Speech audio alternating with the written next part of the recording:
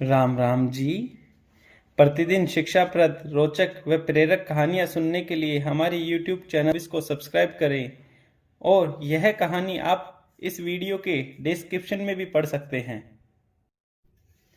अब हम शुरू करते हैं हमारी आज की कहानी। शीर्षक है कफन से ज्यादा जरूरी शराब।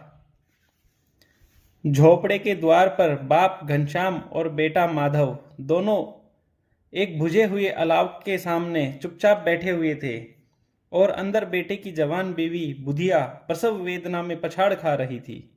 रह रहकर उनके मुख से ऐसी दिल दहला देने वाली आवाज निकलती थी कि दोनों कलेजा थाम लेते थे। सर्दियों की रात थी, प्रकृति सन्नाटे में डूबी हुई, सारा गांव अंधकार में मग्न था। घनश्याम ने कहा, मालूम होता है बचेगी नहीं। सारा दिन दौड़ते हो गया, जा देख तो आ। माधव चिढ़कर बोला, मरना ही है तो जल्दी मर क्यों नहीं जाती, देखकर क्या करूंगा। फिर घनश्याम ने कहा, तू बड़ा बेदर्द है बे। साल भर जिसके साथ सुख चैन से रहा उसी के साथ इतनी बेवफाई। मुझसे तो उसका तड़पना और हाथ पांव पटकता नहीं देखा जाता। फिर भी माधव देखने नहीं गया। चमारों का कुणबा था और सारे गांव में बदनाम। घनश्याम एक दिन काम करता तो 3 दिन आराम करता। माधव इतना कामचोर था कि आधे घंटे काम करता तो घंटे भर चिलम पीता। इसलिए उन्हें कहीं मजदूरी नहीं मिलती थी। घर में मुट्ठी भर भी अनाज मौजूद हो तो उनकी काम करने की नीयत ही नहीं होती थी। गांव में काम की कमी न थी। किसानों का गांव था, मेहनती आदमी के 50 काम थे, मगर इन दोनों को उसी वक्त बुलाते जब 2 आदमियों से एक का काम पाकर भी संतोष कर लेने के सिवा कोई चारा न होता। विचित्र जीवन था दोनों का। घर में मिट्टी के 2-4 बर्तन की सिवा कोई संपत्ति नहीं। फटे चिथड़ों से अपनी नग्नता को ढकते हुए जीते थे, संसार की चिंताओं से मुक्त, कर्ज से लदे हुए। गालियां भी खाते, मार भी खाते, मगर कोई गम नहीं। गरीब इतने कि वापसी की बिल्कुल आशा न रहते हुए भी लोग इन्हें कुछ न कुछ उधार दे दिया करते थे। मटर आलू की फसल में दूसरों के खेतों से मटर या आलू उखाड़ लाते और भून भान कर खा लेते, या 10-5 गन्ना उखाड़ लाते और रात भर चूसते। माधव का ब्याह पिछले साल हुआ था। जब से यह औरत आई थी उसने इस खानदान में व्यवस्था की नींव डाली थी और इन दोनों के जीवन को स्वर्ग बना दिया। जबकि यह दोनों और भी ज्यादा आलसी हो गए और आराम तलब से रहने लगे। वही औरत आज प्रसव वेदना से मर रही थी और यह दोनों इस इंतजार में थे कि वह मर जाए तो आराम से सोए, और थोड़ी देर में दोनों घर के बाहर ही सो गए। सवेरे माधव ने कोठरी में जाकर देखा तो उसकी स्त्री मर चुकी थी। उसके मुख पर मक्खियां भिनभिना रही थी। सारी देह धूह से लथपथ थी। बच्चा भी उसके पेट में मर गया था। माधव भागा हुआ घनश्याम के पास आया। फिर दोनों जोर जोर से हाय हाय करने लगे और छाती पीटने लगे।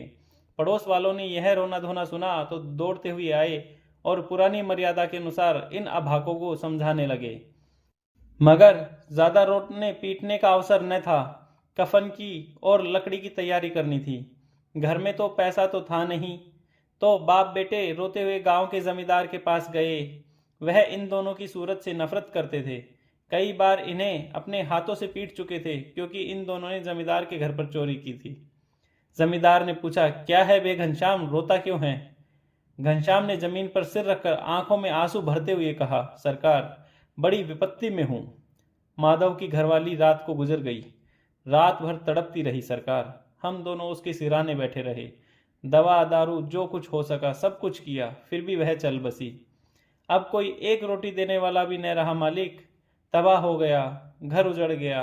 आपका गुलाम हूं, अब आपके सिवा कौन उसकी मिट्टी पार लगाएगा। हमारे हाथ में तो जो कुछ था वह सब तो दवा दारू में उठ गया।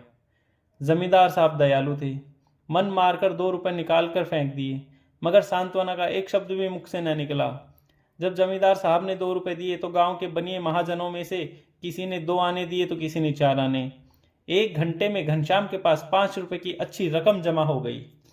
कहीं से अनाज मिल गया, कहीं से लकड़ी। फिर दोपहर में घनश्याम और माधव बाजार से कफन लाने चले गए। इधर लोग बांस वास काटने लगे। गांव की नरम दिल स्त्रियां आ आकर लाश को देखती और उसकी बेकसूरी पर 2 बूंद आंसू गिराकर चली जाती।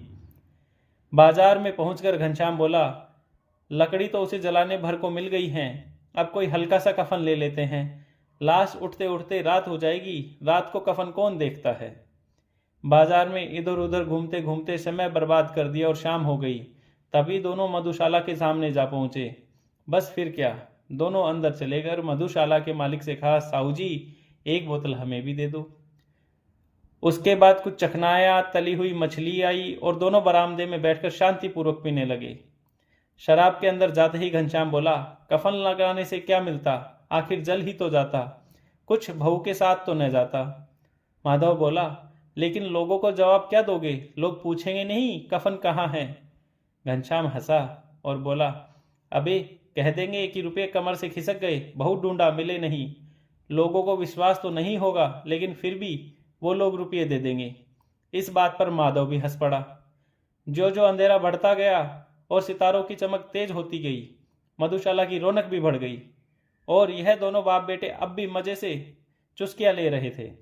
माधव बोला, दादा बेचारी ने जिंदगी में बड़ा दुख भोगा, कितना दुख झेल कर मरी। वह आंखों पर हाथ रखकर रोने लगा, चीखे मार मार कर। घनश्याम ने समझाया, क्यों रोता है बेटा, खुश हो कि वह माया जाल से मुक्त हो गई, जंजाल से छूट गई। बड़ी भाग्यवान थी जो इतनी जल्द माया मोह के बंधन को तोड़ गई। फिर दोनों खड़े होकर गाने लगे, ठगनी क्यों नैना झमकावे ठगिनी। पियक्कड़ों की आंखें इनकी ओर लगी हुई थी और यह दोनों अपने दिल में मस्त गाए जाते थे। फिर दोनों नाचने लगे, उछले और कूदे भी, गिरे भी, मटके भी और आखिर नशे में मदमस्त होकर और सब कुछ मालिक भरोसे छोड़कर वहीं गिर पड़े और दुनिया को अलविदा कह गए। अगर आपको हमारी कहानी पसंद आई हो तो अपने मित्रों और परिवारजनों को जरूर शेयर करें और हमारे YouTube चैनल को सब्सक्राइब जरूर करें। जय श्री राम।